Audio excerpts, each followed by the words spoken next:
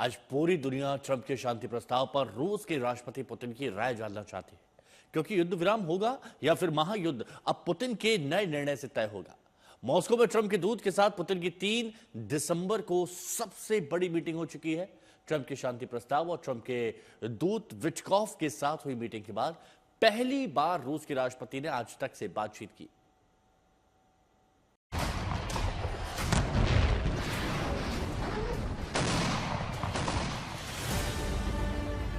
युद्ध विराम होगा या महायुद्ध होगा? रूस के राष्ट्रपति पुतिन ने आज तक को दिए एक्सक्लूसिव इंटरव्यू में सब कुछ शीशे की तरह साफ कर दिया है। ये पहला मौका है जब रूसी राष्ट्रपति ने आज तक को युद्ध की वजहों को लेकर ट्रंप के शांति प्रयासों पर अपनी निजी राय खुलकर साझा की है। सबसे पहले सुनिए युद्ध को लेकर इस वक्त पुतिन के दिमाग में क्या चल रहा है। What is that goal? What is the end game for Vladimir Putin in Ukraine? Так я же сказал. Мы признали вот эти... Послушайте. देखिए, 8 साल तक हमने उन खुद को स्वतंत्र घोषित करने वाली गणराज्यों को मान्यता नहीं दी। 8 साल तक उन्होंने अपनी आज़ादी का ऐलान किया हुआ था और हम कोशिश करते रहे कि यूक्रेन के बाकी हिस्सों और इन गणराज्यों के बीच कोई रिश्ते बन सकें। फिर हमें समझ आया कि ये मुमकिन ही नहीं है, उन्हें तो बस खत्म किया जा रहा था।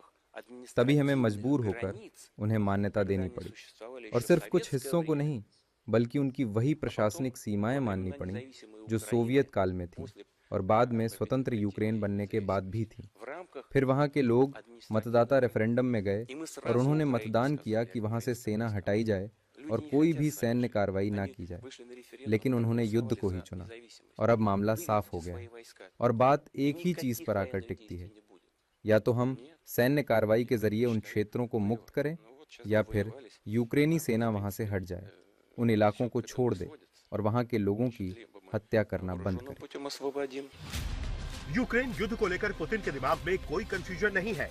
पुतिन युद्ध विराम चाहते हैं, लेकिन रूस की संप्रभुता से बिना कोई समझौता किए। इसी कड़ी में पुतिन ने ट्रंप के दामाद और ट्रंप के दूत विटकॉफ के साथ 5 घंटे तक लंबी वार्ता की। आज तक से बातचीत के दौरान रूस के राष्ट्रपति पुतिन ने मीटिंग के अंदर की डिटेल शेयर की। ये पहला मौका है जब विटकॉफ के साथ हुई मीटिंग पर पुतिन ने आज तक के साथ तफसील से बातचीत की।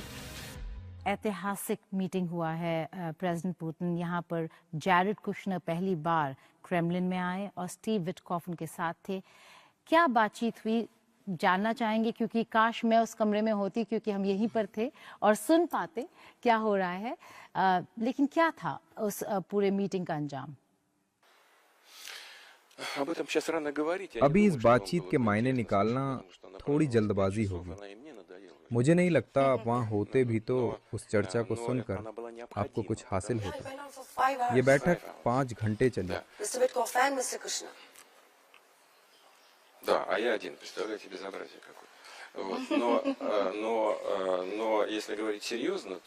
मैं खुद इतनी लंबी बैठक से ऊब गया था, पर यह बैठक जरूरी थी। और जरा सोचिए, इस पूरी बैठक में विटकॉफ और कुशनर के साथ मैं अकेला था। पर सच कहूं तो ये एक बेहद अहम बैठक थी। हालांकि इस बैठक में राष्ट्रपति ट्रंप के साथ अलास्का में हुई बैठक से पहले हुए समझौते और उससे जुड़े बिंदुओं पर ही बातचीत हुई।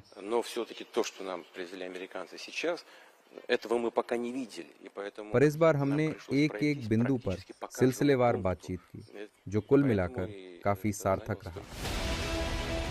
राष्ट्रपति पुतिन ने आज तक को यही बताया कि ट्रंप के शांति प्रस्ताव में 28 पॉइंट हैं, लेकिन कई ऐसे बिंदु हैं जिन पर वो सहमत नहीं है, लेकिन कई मुद्दों पर वो सहमत हैं।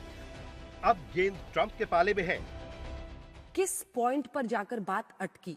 अगर विटकॉफ और जैरेड कुशनर दोनों आपसे 5 घंटे, जैसा कि बताया 5 घंटे आपकी उनसे बातचीत चली है, किस बिंदु पर जाकर डिसएग्रीमेंट हुआ? मतलब मामला नहीं निपटा, सहमति नहीं बनी। हाँ, ऐसे कई मुद्दे रहे जिन्हें लेकर विरोधाभास था। ये एक बेहद पेचीदा विषय है जिसकी जिम्मेदारी राष्ट्रपति ट्रंप ने खुद पर ली है। मैं इसे लेकर कटाक्ष नहीं कर रहा, मगर दोनों पक्षों को एकमत करना एक बहुत जटिल काम है।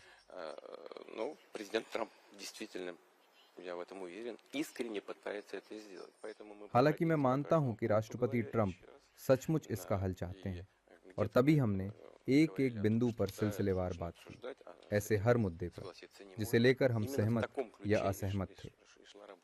Сказать сейчас, что конкретно нам не подходит с чем мы могли бы फिलहाल अभी कुछ भी कहना जल्दबाजी होगी, क्योंकि इसका कुछ भी निष्कर्ष निकालना राष्ट्रपति ट्रंप की देखरेख में हो रही बातचीत में बाधा डाल सकता है। यूक्रेन रूस युद्ध में एक अहम किरदार जेलेंस्की है। जेलेंस्की यूक्रेन के राष्ट्रपति हैं और युद्ध के लिए पुतिन को जिम्मेदार ठहराते हैं। दुनिया के हर मंच पर जेलेंस्की ने पुतिन पर गंभीर आरोप लगाए, यहाँ तक कि युद्ध विराम की राह में पुतिन को रोड़ा तक बताया।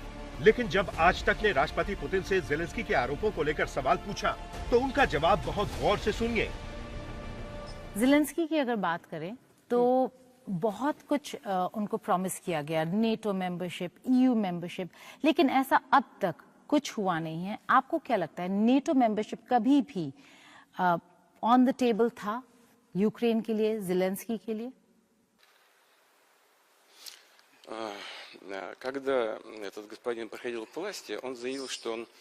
जब जेलेंस्की सत्ता में आए तो उन्होंने कहा था कि वो हर हालत में शांति की कोशिश करेंगे, भले ही इसके लिए उन्हें अपना करियर दांव पर लगाना पड़े। अब देखिए, सब कुछ दूसरी तरह से दिखाई पड़ रहा है।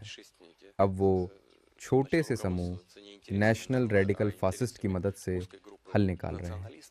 ये सरकार अपनी सोच से न्यूनाजी है।